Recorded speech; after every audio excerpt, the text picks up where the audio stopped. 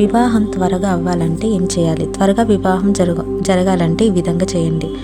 ఏమిటంటే మనం పెళ్లి సీజన్లు అనేవి ఉంటాయి, కానీ ధనుర్మాసంలో వివాహం కావాల్సిన అమ్మాయిలు ప్రతిరోజు సూర్యోదయానికి ముందే స్నానాలు చేసి పంచామృతాలతో మహావిష్ణువుని అభిషేకించి తర్వాత తులసి దళాలు పూలతో అష్టోత్తర సహస్రనామాలతో స్వామిని పూజించి నైవేద్యం సమర్పించాలి.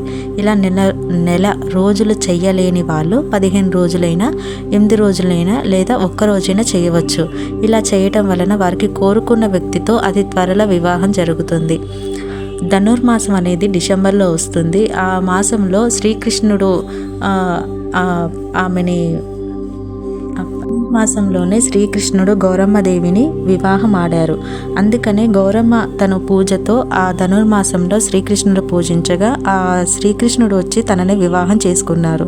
సో అందుకనే కృష్ణుడిని మహావిష్ణువుని పూజిస్తే ఆ గౌరమ్మదేవి మహావిష్ణువుని పూజించడం వల్ల కృష్ణయ్య రూపంలో ఆయన వచ్చి ఆమె మెడలో తాళి కట్టాడు. ఆమె కోరుకున్న విధంగానే పెళ్లి మాత్రమే చేసుకున్నాడు.